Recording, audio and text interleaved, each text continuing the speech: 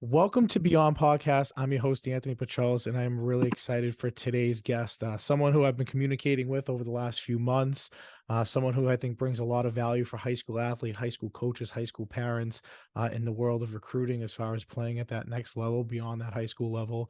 And I couldn't think of a better person to have on here to help guide, people through this process.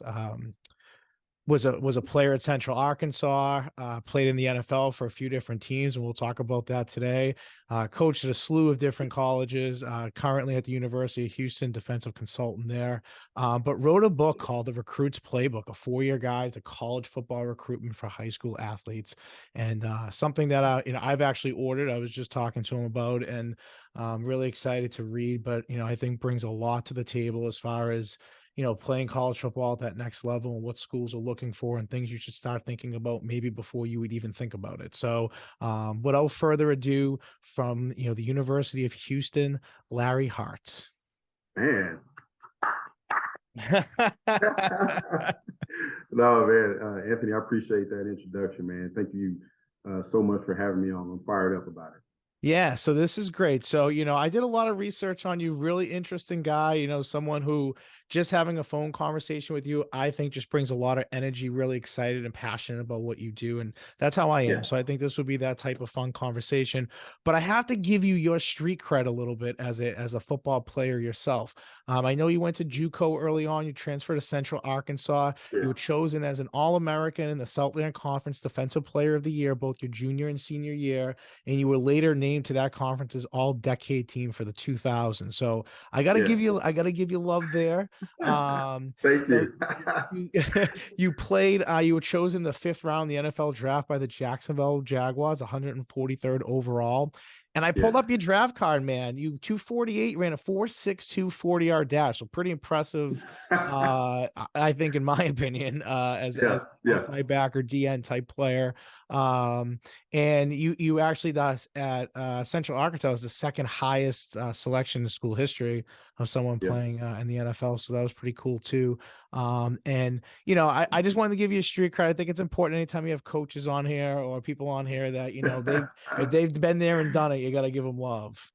Absolutely, man. I appreciate that. It's been a really fun journey, and it's a lot of what do you say, highs, lows, and everything in between. Man, it's been such a great journey and such a great learning lesson for me. And man, I'm so thankful. Like, football has done so much for me, and I'm so passionate about the game. I love the game. I mean, the camaraderie, the people, the relationships that football enables you to have, man, it's just so unique. And I just love it, man. Football has created this opportunity for me to talk to you, Anthony. Yeah. I just love it, man. Love the game, and I'm so thankful for it. But yeah, I was real fortunate to play in the NFL, to play junior college, to play college ball, man. Just very, very grateful and thankful for my path. So, I mean, I'll ask you this, like, you played in the NFL for like 3 or 4 years, right? Who's a player that you met that you were just like in awe of the first time you met them? You were like, oh my God, I can't believe I just met this person for real life. Well, I tell you this, we're in the same conference as the Colts. And at that time they had Peyton Manning. And I think, I was a part of that team where we beat the Colts on the Hail Mary. Okay. I was on that Jacksonville Jaguars team where we beat them with I tell you what, we beat the Colts on the last second field goal. There's another team that we beat with a Hail Mary throw at the end of the game. That was the Texans, I believe, in 2010. And we beat them on that long Hail Mary throw. So I was on that team, and then we beat the Colts with the last minute field goal. But the coolest player that being on the same field with at the same time was obviously Peyton Manning, man. So watching Peyton warm up with Reggie Wayne, Dallas Clark, the other receiver in the slot, I can't even think of his name now. But just watching those guys in pregame and how they went through their process of getting ready for the game, I thought that was super cool, man. Very moment. And so we actually played them for the the divisional title. And unfortunately, we lost that one. But man, we're in Lucas Oil Stadium. I mean, it was for the division title towards the end of the year. I mean, some of the coolest atmosphere that I was fortunate to be a part of. Wow, that's cool. Peyton Manning. I mean, that's cool. You're on the same field as him. You get to play with him. I mean, Oh, I no can't doubt, imagine. no doubt. Was the slot receiver, was that Stokely or Gonzalez? I think it was the guy that had a lot of concussions and had to kind of stop his career early. I don't think it was Oh, okay. I know who you're you. okay. I know who you're talking about. Yeah, and I feel bad, man. Maybe Austin something. I feel bad. I can't remember his name. Austin Collie. It may have been Austin Yeah, Collie. yeah, It may have been yeah. Austin Collie in the slot. There we For go. sure. There we go. So obviously, I think that building the background there is really important to understand that you were a football player, that you were committed to the process, that you played at college, and you're not playing. Central Arkansas isn't something that you're seeing on ESPN or ABC and so on and so forth. So when we jump into the book stuff, I love to talk to you more about like here's your Power Five schools, but then there's those conferences and a lot of Division I schools outside of that that I think are 100%. really important to find, and I'm sure you have a lot of knowledge of that. Kind of being a similar path, but you coached at a lot of different places when I did my research on you: Central Arkansas, Arkansas State, Holmes Community College, Central Arkansas, South Alabama, and now currently at the University of Houston, a defensive consultant. Just out of curiosity, and this is more of a question just from my end. What exactly is a defensive consultant? I mean, around here, I mean, I coach at the high school level, but I'm Yeah. just really curious of the position. It's really interesting to kind of learn more about it. Yeah. So typically, when I left South Alabama, and I felt like Houston was the best fit for me. So it is really right now the title. People would give it a consultant or an analyst, one of those titles, and basically what that means is you're kind of a part of the support staff. So they let me work with the outside linebackers, defensive end, but that's just kind of my title that they put online. But so really you're in an analyst or consultant role, you're a part of the support staff. So you're still one of the coaches, but you're not technically what they call on the field coaching. But here at Houston, they do give me a good amount of responsibility working with the defensive ends, outside linebackers, kind of the same position that I played in college. So it's just really what it is, man. It's kind of an opportunity. Just being honest with you, it's really an opportunity for some coaches. If you can't get the right fit for you, then you can go be an analyst at Houston or be an analyst at Boston College or something like that. And it kind of bridges the gap to your next opportunity to kind of help moving up the coaching ladder, because coaching is really political, Anthony. And so Yeah. you have to depending on your goals, you have to kind of put yourself in a position to network and get to know people and get connected with them to be able to position yourself to move up the ladder the way you want to, right? Yeah, absolutely. So, you're going around to different schools for you, like you said, you're kind of trying to learn maybe how different programs are ran or how, a defensive scheme with the position that you coach is different. So you're kind of preparing yourself to move to that next position. Correct. Analytically, defensively, what are some stats that you kind of look at, or maybe things that you look at that maybe a common fan watching the game on TV wouldn't look at, but for you, it's like a deadly stat, like you're just watching the game a different way than maybe the rest of us are? Yeah. So good question. And let me tell you this too, Anthony. So I'll give you an example. So there was a coach, and I just saw this online today. He left Eastern Michigan, and he's going to go be a defensive analyst at the University of Auburn. Right. So he's getting that Auburn tag on his resume that, hey, he's been at Auburn. So he's kind of positioning himself for a bigger job later on down the road. And so that's why sometimes, like, he left Eastern Michigan as the defensive line coach, and he's going to Auburn to be a defensive analyst working with the D line. And so sometimes guys will do those moves like that to kind of position themselves to move up the ladder. But then your second question, when you asked me like analyzing games and all that. So a lot of times I'll look at, to be honest, as a football coach, I'm looking at what a particular team is doing defensively. So I'm looking at their front. I'm saying, okay, are they running? They're 4 down, 3 down front. Okay, so I'm looking at that. And then I'm also looking at the coverages that they're kind of running on the back end. And so when I was watching the TCU and Georgia game, so I'm watching Georgia on offense. And so all the plays that they were running was 3 down beaters, right? So typically when you're playing a three, here I go, Anthony. I'm finna get No, I love it. That's why I man. asked. That's So why I this is me asked. as if I'm watching it as a coach, right? I'm sitting up there Yeah. and you see a lot of perimeter plays that Georgia's running versus TCU, which is good against the three down because you really don't run. You don't want to run inside versus a three down team because it's tough to run because you got zero and all those guys packed Right. with a three down front. So you start seeing Georgia run pin and pull or perimeter plays to attack three down. And then their first scoring touchdown is what we call T arc zone read. So the tackle arc the 4-eye up to the back, or the quarterback kept it, and they didn't have anybody for the quarterback. So I'm just looking at different schemes that people are running versus the particular like offense versus defense. I'm watching what TCU is doing, then I'm watching what Georgia is doing from a schematical standpoint to beat them and put them in the best position to be successful. And so obviously, man, Georgia was executing at a very, very high level versus those guys. And they were running a lot of beaters versus TCU. I don't know if that makes sense or not, Anthony. No, it makes great sense to me. I'm just like in awe because I love this stuff. Like when I get to have a coach on here that loves talking X's and O's and really loves talking like looking at football from a different angle, I'm just like, yes, absolutely. Yes, absolutely. So that was great. I love it. Yeah. So obviously part of that is, you're building yourself, you're building your career, and you're moving back and forth. What I loved was you guys had a big bowl game this year and you guys had won. But I gotta ask, because I also saw this and I thought it was really funny. And I think I even wrote to you on Instagram about it, do you guys have a guy who runs out there and grabs the tee like a million miles an hour, like slides and gets it and sprints back? Is that pretty common, or was that just something the guy did in the bowl game? Oh, you there? Yeah, I'm there, man. Just having a couple technical difficulties. Oh, don't even worry. This is the power of technology, man. So we'll take a break for a second here while you get that. Don't even worry about it. Okay. All right. I got it fixed, man. I'm fully functional. There we go. There we go. See, it's all good. It's pretty laid back here. So good. So now we're back. So yeah, I was just saying to you, you guys have I saw it in the bowl game. I don't know if it was just something for the bowl game, but a kid who runs out, grabs the tee, sprints back.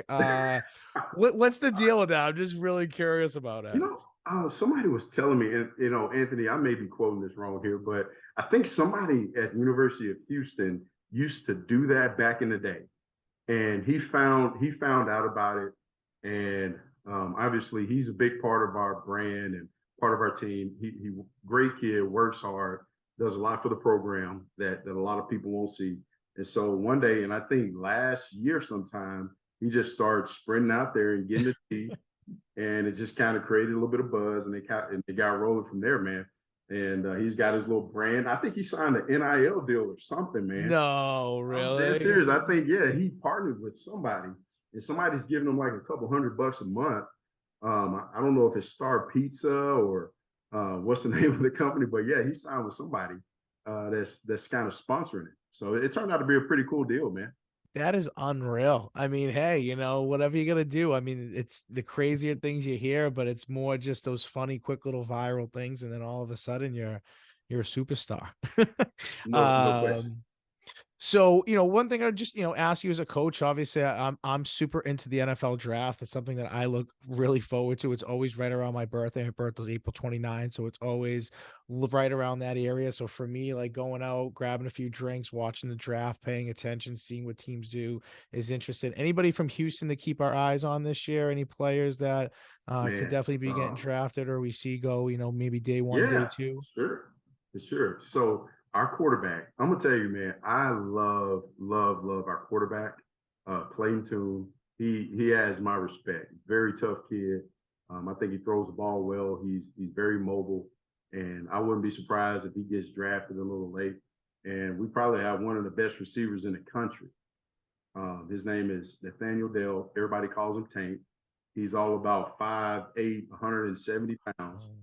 Very small, but I'm just telling you, man, over the last couple of years, he's probably caught close to 200 balls, over 2,000 yards, and probably like over 20 touchdowns over the last 2 years. So, I mean, you can't cover the guy in the slot. So I think Tank will probably go around the third, fourth round is what I'm receiver. And I think our quarterback may go late, and we also have a safety that may get drafted too. Yeah, and there's a couple other guys there that may be in the mix.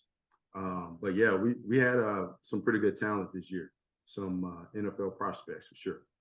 So how much is the NFL in the building, or is it as far as soon as season's over type thing, or how quickly are you going to now start seeing scouts coming in, workouts, talking about players, things like that? Yeah, man, the scouts during fall camp, they're around a lot. So, and then kind of periodically throughout the season. I think they hit it pretty hard during fall camp, and then the first 6 weeks of the season or so like that, that they hit it really, really hard.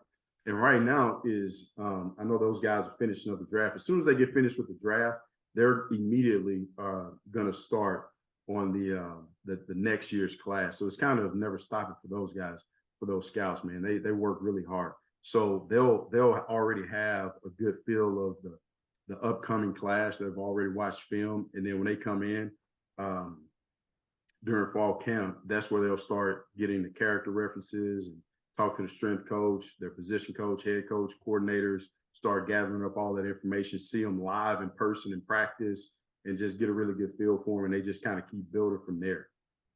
Yeah, it's real interesting. I had David Cole on here from Mercer. He was at Lenore Ryan when Kyle Duggar, who plays, safety for the New England Patriots. We coached him. We talked a lot about like teams coming in and talking to him, and kind of how crazy the whole process is, like even leading up to the day of the draft itself. So I'm sure for you, when everyone thinks that football is over, this is arguably your busiest season. And what I find is like really interesting about you is like everywhere that you coach, your experience, obviously as a player, and now bringing it to the other side, of kind of, I guess, the line you would say of being a coach. To me, I think there's such a value in you writing a book, and especially a recruits playbook at the college level of, looking for high school kids and what it is that these colleges are looking for, maybe as early as 8th grade, and then navigating through the high school process. So, for you to maybe have that upper hand into knowing and understanding what colleges and universities and places are looking for, you're able to really help guide young high school kids. And, for me, this is our audience. This is a lot of coaches, our audience. And Right. to hear this and understand that, and Massachusetts football is most certainly not like it is football in the South, but it is over the last 10 years, it's grown in the state a lot. We're starting to get some more Division I athletes that are going to different schools. So I know that, football is starting to grow up here. I mean, again, nothing compared to down South, but definitely starting to make its way. So you wrote this book, The Recruits Playbook. And I know, obviously, being in the process and have gone through it yourself, just maybe talk a little bit about how you got this going, the idea of it, where it kind of came from, and really, I guess, the process of writing a book. Yeah. So I'll tell you this, Anthony. I've always wanted to write a book. It always started the idea of writing a book. I had no idea what I wanted to write, but the idea started when I was in high school. I've just always kind of been a goal-oriented person, and I just always was the guy to shoot for the stars, and if you miss, you'll land in the sky type deal, right? It's just always been kind of my personality. But anyway, the book, it kind of came up during COVID. And so I was actually at a friend's house, and my buddy was like, um, I became pretty good friends with one of the dads so I was coaching a kid at South, and I became friends with his dad, and he was a walk-on. And so we became pretty close and I went over his house one day, and we're just talking, and he said, man, somebody should write a book on recruiting. And for whatever reason, man, that hit me in my gut. Yeah. And so, and I'm like, you know what? That's a really good idea. And I've always kind of wanted to write a book. And and there's so many times, Anthony, that I've run into so many recruits and so many different families that have questions about the recruiting process, and they didn't know this and they didn't know that, or they didn't know how certain things work, and like committable offers and where should I go and figuring it out. So, I mean, that's kind of where it started from. Like, I'm like, it makes sense to me and it's easy for me to understand, but I don't think it's necessarily easy for the high school student athletes to kind of figure it out. So, because so many times, man, I find myself as a coach, I'm sitting there like, man, I wish, in my mind, I'm knowing like, man, I wish this kid would do this. If he Yeah. do this one little thing, don't, or give you a good scenario, Anthony. man, I would not, if the kid has 10 offers on the table from University of Massachusetts, Buffalo, Ball State, some of those guys closer to where you are, UConn, and they're sitting up there waiting on Ohio State, Michigan State. Listen, you better go ahead and commit to one of those 10 schools and don't sit there and wait on some of these bigger schools. You know what I mean? And I'm like sitting there in my mind, I hope this kid commits and takes an offer. And I've seen it numerous times where they'll wait, and next thing you know, they end up, scholarships fill up, and they end up at Division FCS or Division II schools. Right. Nothing wrong with that, but I've just seen guys miss opportunities because of lack of knowledge or lack of understanding how the process works. And it is a process. I mean, there is a lot that you have to fill out as far as paperwork goes, or at least in this area, I know being a high school coach, you have to really sit with parents and making sure that kids are filling everything out, that they're keeping up their end of the bargain. And at least from around here, I mean, a lot of coaches, high school coaches, don't even understand this process. So to me, this book kind of hits it at like 3 levels, right? Obviously, the high school athlete itself, their parents, and having the knowledge and understand that. And even a lot of coaches that might not be familiar with the process or don't maybe know how to properly guide their athletes too. I mean, I've coached many kids that play Division III and Division II, but once in a while they have those kids who's a Division I player, and you really got to like know what you're doing to help recruit them in that process. Right. So that book, your book, most certainly hits upon those levels in a lot of different areas. So no, this is really exciting. Like I said, something that I know you are really passionate about. I mean, that's the one thing, just reading about you and even talking to you on the phone, you can tell that you're extremely passionate person, and so on and so forth. So, I look at you as a writer, and I think of you as a coach, like as far as your note taking goes and all that's concerned. I mean, are you pretty similar type person? Like, are your football notes like detailed? Like, are you a big journaler? Are you somebody who writes a lot? And does that translate over into kind of how you take defensive notes and how detailed you are as a coach? Yeah. Anthony, you definitely have to be really detailed as a coach. I think the difference is in the details.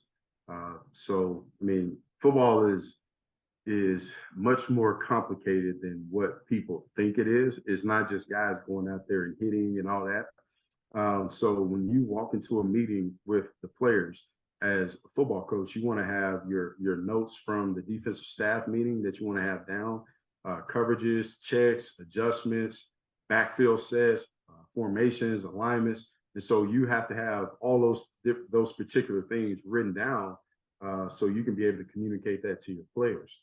Right? Because in football, if you make one mistake, I mean, so if one defensive lineman gets out of a gap, bam, ball is going right to the house.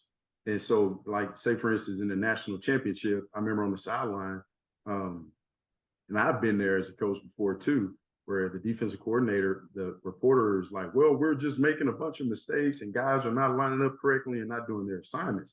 And so football is extremely detailed. If you're playing a team that's equally as matched as you are, then you have to be extremely detailed. You can't make a mistake. Well, you more than likely you will make a mistake, but the emphasis on just doing your job and the details of the game are critically important, right? If you want to be successful. So as a coach, you take that to everything that you do. And I've learned to do that in a lot of different things and aspects of my life, of where if I'm, the way I pay my bills, the way I take notes, I do like to journal. I listen to podcasts. And I think one thing as a coach too, or every area of my life, Anthony, I try to always continue my education in a lot of different areas, not just in football. So I'm always improve and not stay the same and not stay stagnant. And I think that's kind of what happens to people. If you stay stagnant, then eventually you're going to get passed up. Right. And that's how I think guys like Nick Saban has continued success, is because he's kind of evolved with the game itself.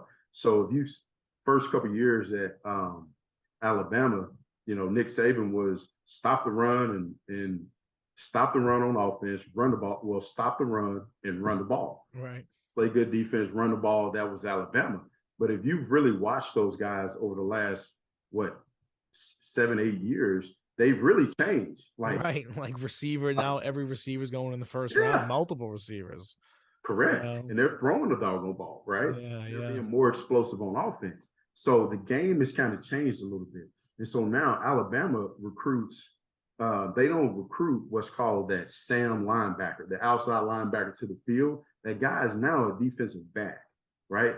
Back in the early 2000s, that player used to be a 240-pound, 6'3", 240-pound athletic player. Now he's like 6'1", 6'2", 185, 190. So the game constantly changes, and you have to be able to adjust and evolve with that. And you have to continue your education and grow. So details in what you do is extremely important, right? How you do anything is how you should do everything. Yeah. No, and I think it's really important. And obviously, as a coach, at the high school level, your details and what you look for and analytically and constant adjusting and so on is at a higher level, a faster level, on top of everything else that you also have to do that comes along with your job. So, yeah. So Anthony, I tell you yeah, this. Let me, yeah, because so you're talking about studying, like, so for opponents, I'm looking every week when I cut on the tape, I'm looking for what's called a run pass tip. So I'm literally studying clip after clip, and I'll go through about 400 clips, and I'm looking to see, all right, when it's a run, how does an offensive lineman line up? Does his stance change? Does his hand move? Is his foot more pointed out, right? And so typically coming into a game, I'm looking at that detail of, all right, so if his shoulders is high, like if I'm looking at an offensive tackle, if his shoulders are a little bit higher, all right, it's delta, meaning that it's pass. All right, if he's got his forearm on his leg, is run. We call it green or red. It's freaking run. And so that's one tip that you give players.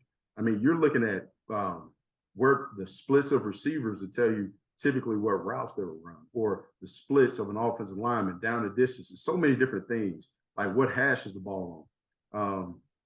You're looking at different ways to attack people's protections on third down. It's so situational, you know. So 1st and 10, this is what they like to do. 2nd and long, this is what they like to do. 3rd and short, 3rd and medium, 3rd and long. So you literally break all those things down. And so when you do that, you have to be detailed in what you're doing. And I tell you this too, and here I go, Anthony. No, hey, I love it. I love it. I'm enjoying it. I meant to tell you this point too about the book, is that everybody's situation is different, right? Yeah. So, and it's not a cookie cutter thing. Not everybody's going to go to Michigan, Ohio State, LSU, Alabama, Clemson, Georgia. Not everybody's going to be able to go to those schools. Right, right. What if I have to go to junior college route? What if I'm a non-qualifier? So you have to kind of evaluate your situation. I think that's one thing that I try to really establish in the book, is to teach people how to fit your situation and what you're trying to accomplish and how to get there. Also, I talked about like what colleges are looking for. So there are certain measurables. If you're at Alabama and you want to play offensive line at Alabama, well, you better be at least 6'4", 300 pounds. Okay. You know what I mean? Them dudes rolling out there and they freaking big now. Yeah.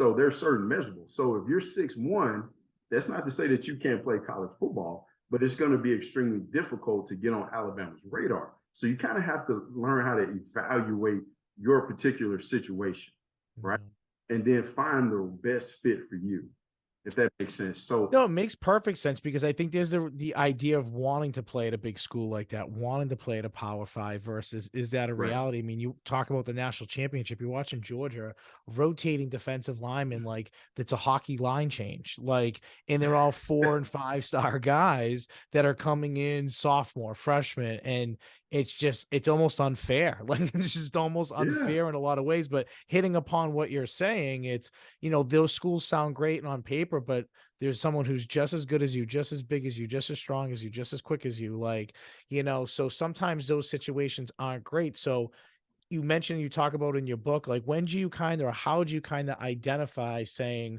am I a Power 5 guy outside of not being a Power 5 guy? And then how do you navigate from there as far as, okay, if I'm not a Power 5 guy, what am I looking for? And again, everyone's situation is different, like you said. Yeah. So in the book, I talked about different ways how you can kind of get yourself recruited. And to be honest with you, it's really easy. If you're a Power 5 guy, it's really easy, because the school's really going to come find you. And if you have the measurables, if your film is good, your grades check out, I mean, it's going to be pretty easy. Where it gets a little great is that next tier of players. So if you're what's called the group of 5 players, like Massachusetts, UConn, Ball State, Toledo, Buffalo, you know, Louisiana Lafayette, La Tech, all those guys. If you're getting a lot of those offers, but then a lot of those kids like, well, I want to go play Power 5, but you an inch or two smaller or whatever the case may be. There may be, I'm not as quite as fast or whatever. So you really, if you're sending your film out to coaches, right? And that's one thing I talk about in the book, Twitter page, getting it all lined up, sending your stuff out to different people. And the feedback that you're getting back from coaches, if you're not getting the attention that you're looking for, then you kind of need to adjust from there. Okay. Like if Ryan Day and Nick Saban, if those guys aren't constantly reaching out to you, then you need to kind of adjust a little bit. Right. Hey, I mean, I like really pretty women, but if you're sitting up there talking to this model and she ain't giving you any attention, well, I mean, Right. kind of switch it up a little bit, man. You know, hey, you may not be able to get the 6'1". Yeah, absolutely. Beautiful lady. So hey, let me kind of adjust. If she ain't paying you any attention, right? Well, that's it. She ain't looking, man. What's the point? What's the point? You know? And I think that that's important because, you know, I've always had, as a high school coach, I've always noticed sometimes like setting reality with kids, you know, kids wanting to play college football at that next level, but maybe not understanding sometimes the commitment and maybe knowing like your why, right? Like, why do you even want to play? Like, why are you going there? What's the reason for it? What are you looking to get out of it the most? What would you say to like parents and coaches? Because your book is like that 9 to 12 guide. So maybe 7th and 8th grade, you're noticing that your kid is just a little bit bigger, a little bit stronger, a little bit faster than everybody else. They're working out, they're doing, you know, 7-on-7 camps or whatever else that's available out there. They're playing football year round or spring ball, depending on where you live. You know, what are you advising those parents when they get into high school, maybe some of the first things they should start doing if their kid does become, you know, serious at playing at that next level, at an extremely high level?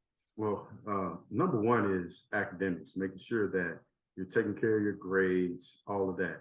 And then the second thing I would advise parents is to, you know, exposure, I think helps kids. So taking them to different camps or during the summer, especially taking them to different camps and working with different coaches and getting a good feel for that. I think exposure is good. And then I think multiple sports are good too. So I think that kids should play football, basketball, track, get your body used to doing a lot of different things. That's great. It's such a complex sport itself that it actually, the more muscle memory you have in different areas, I think helps you to become a good football player because your ability to adjust to different things, hand-eye coordination is critical in football as you continue to grow. I think is important. Would you say for recruiting purposes, like as far as you being a college coach, how valuable in the programs that you've been a part of recruiting someone who's just maybe a football player year round and that's it versus someone who's a multiple sport athlete in high school and, you know, football ends up being their sport? I really do think we have a defensive tackle here now at the University of Houston that I think that could probably be an NFL player in the next couple of years. And he played running back in high school, right? And him playing running back in high school, now he's playing defensive line, which is like polar opposites. Right. But you can just kind of tell that because he played running back a different position, it's helped him with his athleticism and his quickness, his feet, all that. And so to answer your question, I think coaches love to see that guys are playing multiple sports. Right? Just because it's different sports require different mechanics, so to speak, right? And so it also helps an individual to be able to adjust because sometimes, you know, you're not just as a running back, you're not just catching a handoff. Sometimes you have to run down on kickoff, you have to play this different special team, or we got to ask you to run this particular route. And so I think other sports kind of translate, into football a little bit. And also it's just the adjustment piece of it, right? You have to be able to adjust a little bit in football and be able to think on the fly. And sometimes coaches ask players to do those things. And the guys that seems like they play baseball, track, all these other different sports have the ability to maybe tap into something that they played in a different sport. And okay, I remember that. And they can kind of functionally move their body the correct way and be able to adjust to it, if that makes sense. No, it makes perfect sense. And I think, like, I always kind of say that, like, I look at it from like a leadership perspective so much too, as well. Like, being in competitive situations, being maybe not the leader on one team, but in another sport, you are the guy, you are the leader, you are the person who's like leading. But like you said, playing lacrosse and having hand-eye coordination, or playing basketball and have the ability to jump and adjust your body and change directions, all of that footwork and all of that muscle memory is great for football. If a running back who's getting hit is able to keep their balance a little bit more and get those few extra yards, because they do Yeah. have that tippy toe ability, because they did play other sports in ways. And I tell you this too, Anthony. The other thing I think for parents is the kids have to love it more than you. You can't love it more than the kid loves it, right? So it has to be a cognitive ability within that particular player to take ownership of their path and put it on another level. They have to work for it.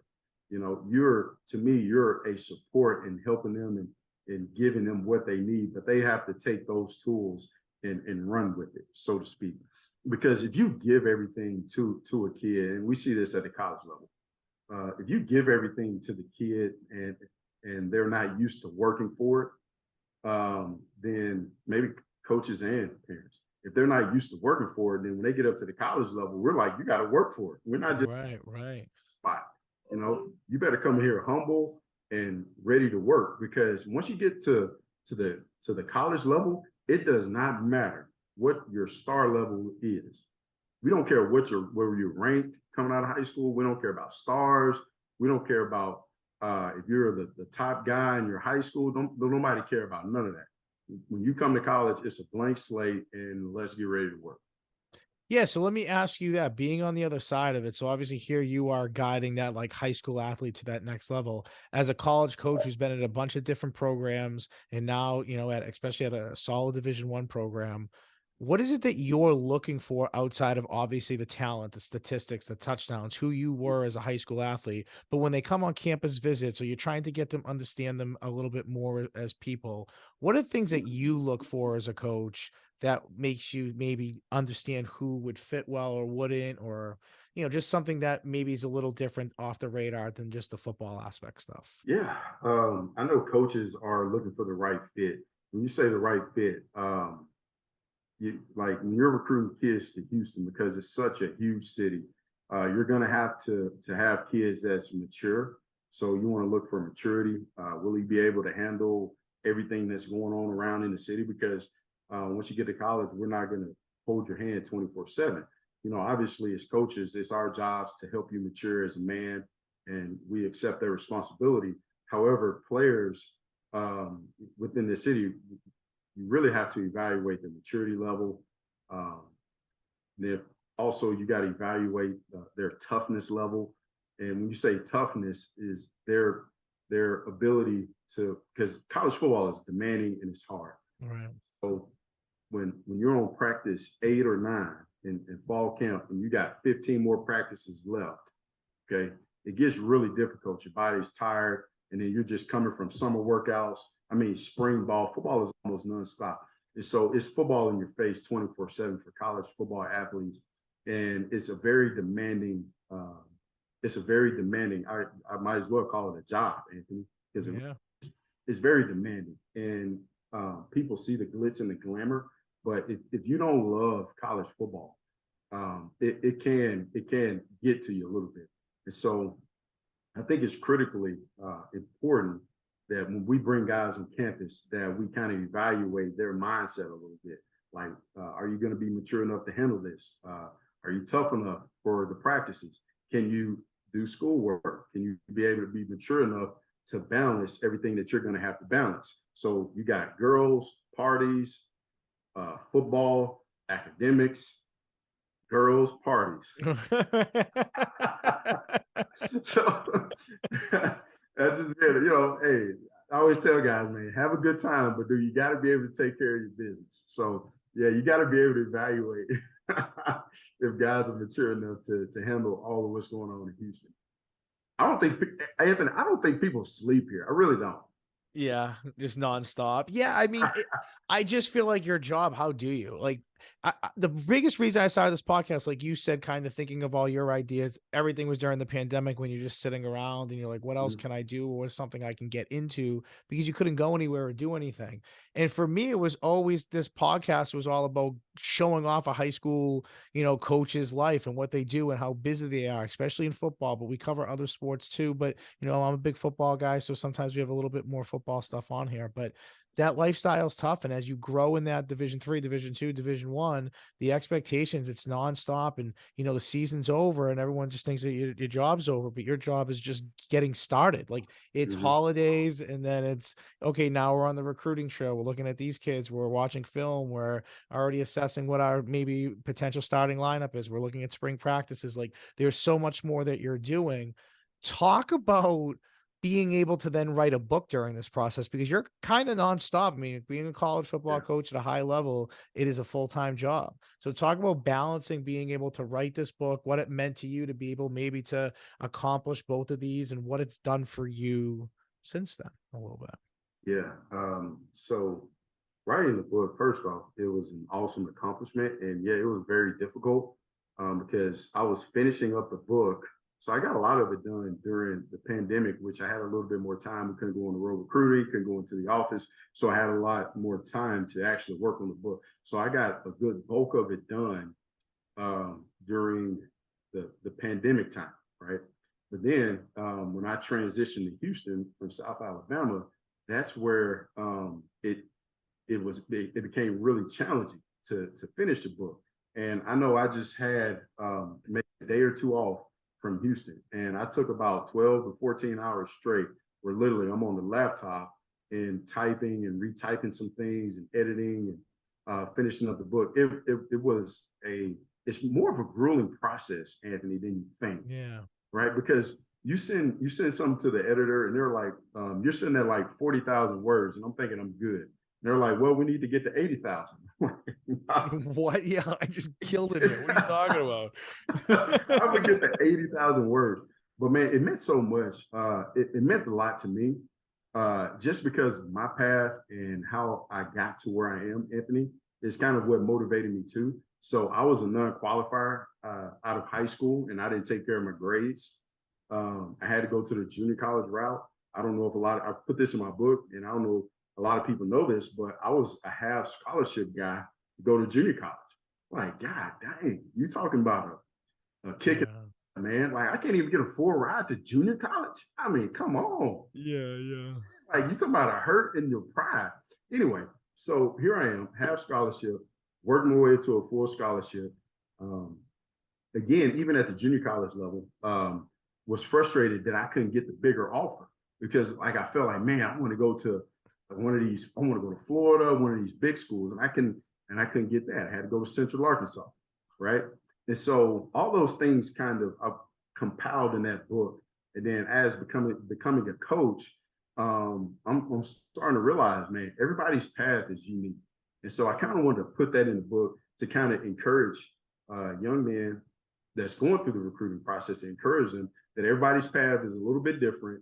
And just because Nick Saban ain't calling you, you still can be successful, and you still can achieve what you want to achieve and get to where you want to get to in life. Success looks different to a lot of different people. And, in the social media world that we live in now, everybody wants to compare and contrast and look at somebody else's path. Dude, focus on you, be the best that you can be, and be positive, love your brother, work hard. And a lot of times, more times than not, things will turn out the way that they need to. Right. Yeah, no, absolutely. And I think what's amazing too is just like you have a presence about you, right? Like you speak very well, you smile, you laugh, like Appreciate that, you're very Anthony. laid back. I mean, especially being on a staff and in the whole recruiting process itself. I mean, that is a really important piece is that someone who sits down and is talking to these athletes and, in a sense recruiting them, that there has to be that sense of like, yeah, you're here to play ball, but we're also here to take care of you. We're here to take care of you from 100%. like we're like parents to you perspective to making sure that you're keeping up with your grades, making sure you're growing as a person, making sure that you're taking care of your responsibilities. Like you said, it's a full-time job on being a full-time student. And for you, it's a full-time job on top of another full-time job. Right. So Yes. it's even crazier. So what I found interesting and just doing a little bit more homework as well is your current book or that we're kind of talking about here, the Recruits Playbook, is that guide of like the levels and the steps it takes to get to that next level, or what you need to think about or what you need to start putting together to do so. But you also have a book that you've been working on that is titled 4 to 40, and I'm just going to Right. read the little blurb here because I thought it was really cool. The Yeah. book is going to talk about while you are in college what you need to do to dominate both on and off the field and become a well-rounded person. In college, you need to start becoming a professional in a way to handle yourself in the classroom, talking to coaches, and just the ability to grow as a football player. Those 4 years of your life is what's going to set you up for your next 40, hence the name 4 to 40. Um, you write a book, obviously, cool process. Like you said, grueling at times can be really difficult. When does this idea now pop up into your head saying, hey, I want to write another book? And I'll side question it is, how much does it connect to the previous book that you read, that you wrote? Yeah. So 4 to 40, what kind of motivated me to do that is college football is kind of changing a little bit, right? So the NIL doesn't, the first book was really for high school student athletes. And this second book is for guys that's actually in college, right? And what really motivated me to do it is because I'm seeing so many guys that are only just football players. And one thing that I noticed as a coach is guys have so much. I can see guys are so much more talented or have a lot of talent other than just playing football. And I don't think that they realize that. And so what motivates me is I want to try to open up guys to be more than just football players and be a well-rounded person. Like you need to learn how to you need to learn the urgency behind, okay, if you want to be a football player, I lay out, hey, this is what you need to do in college to be a football player. Also, here it's time to start thinking about finances, right? Because at some point when you college, you have to start like your mom and dad don't want to pay your cell phone bill and your car insurance your entire life. Right. So those things are coming down the pipe, and where I'm gonna get money from, how I'm gonna get a job. It's only 1% of players in college that go on to play. They go on to play in the NFL. So 99%. How crazy is that? That's a Yeah, legit stat, 1%. That's yes, 100%. incredible. It may be 1.5, but it's literally like 1% Wow. that go on and play in the NFL.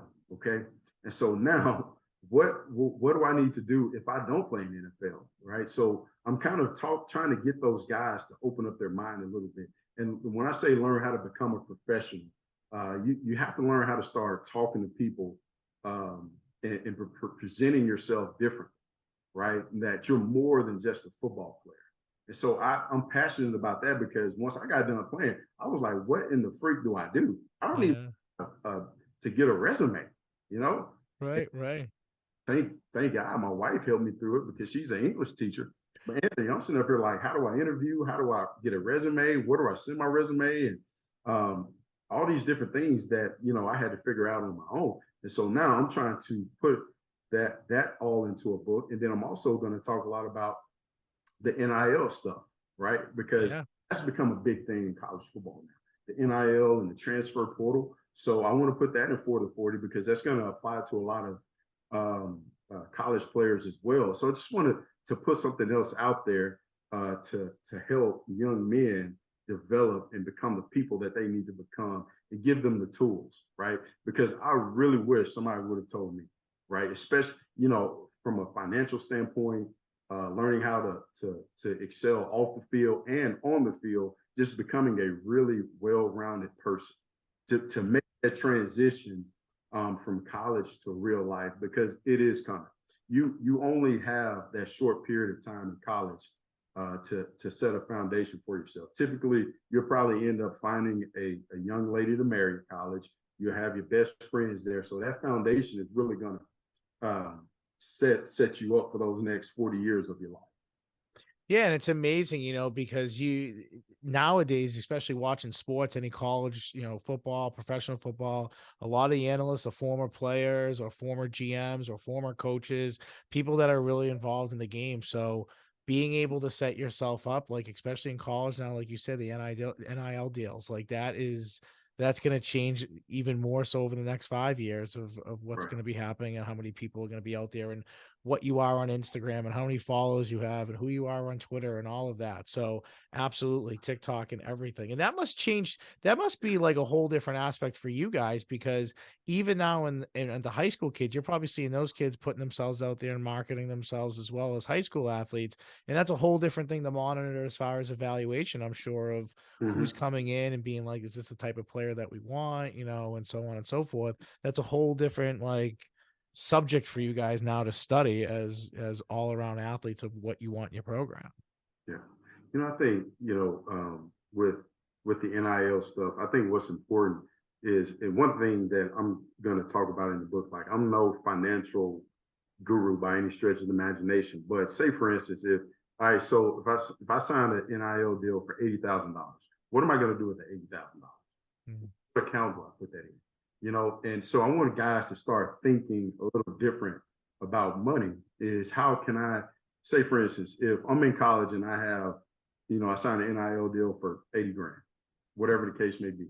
Okay, so I can put 40 grand down on the house and have roommates come live in with me and they pay me rent and pay the house. And then in 4 years' time, I turn around and sell the house and I double my money or something like that. Right, Anthony? Yeah, yeah. Kind of putting different ideas in guys' mind like that, for instance, that can help them just become a more well-rounded person. You know what I mean? Yeah. And so now okay, you put this out there, let's say the Recruiters Playbook, and then this book is gonna drop.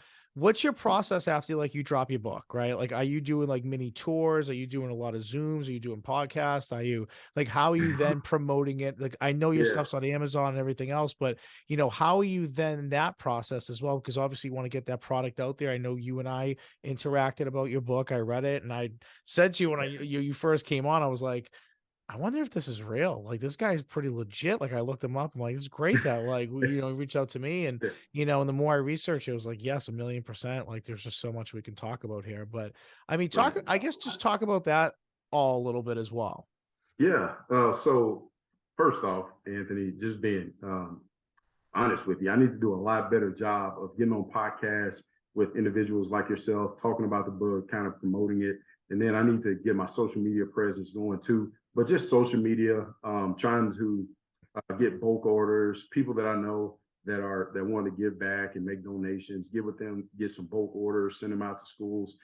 And I've also handwritten some books, or I'm sorry, signed some books and send them out to people. So just podcasts, bulk orders, social media, just trying to do it organically that way.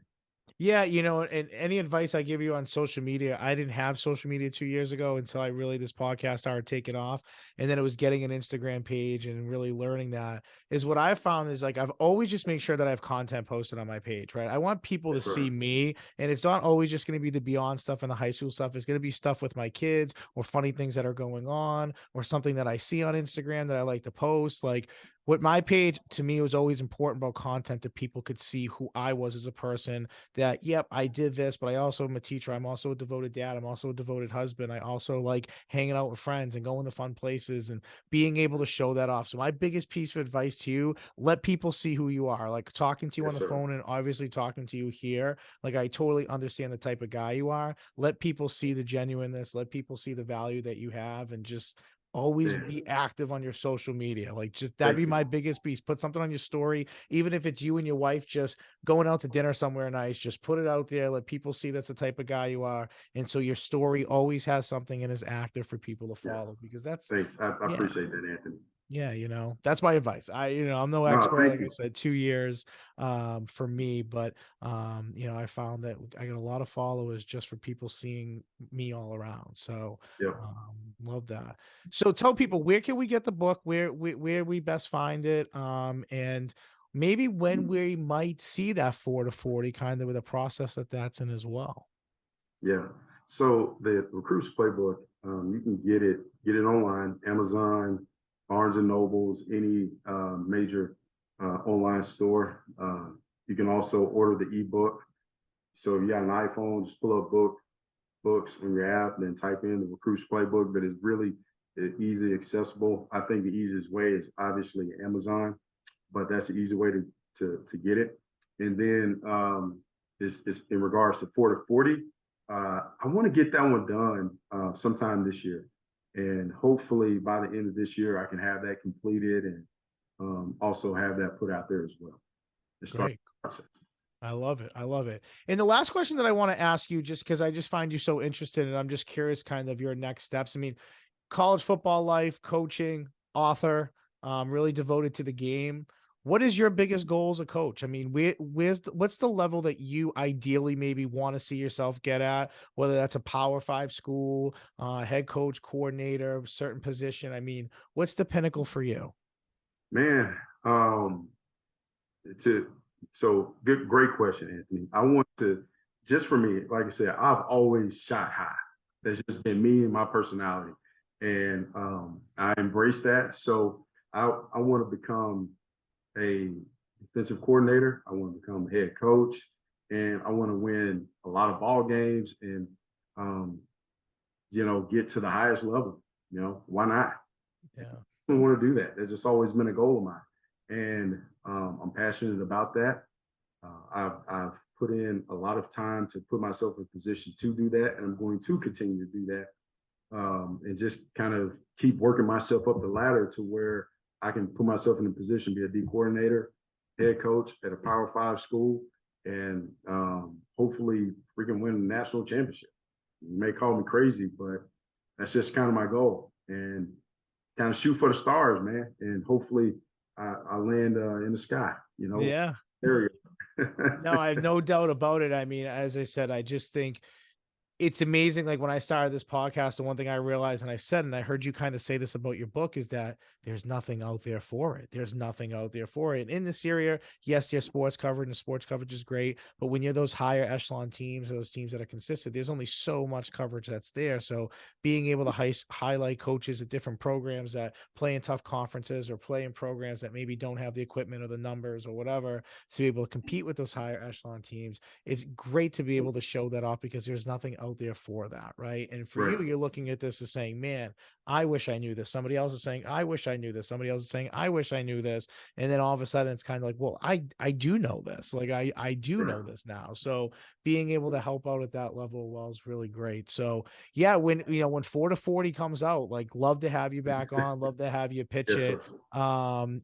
And if you're ever looking for high school athletes up in this area, most certainly reach out. We highlight a lot of kids, a lot of football players on our Instagram page and Twitter page, sending us highlights, mixes and everything else. So it's a lot of fun. We appreciate all that from them. So we can be a resource for you as well.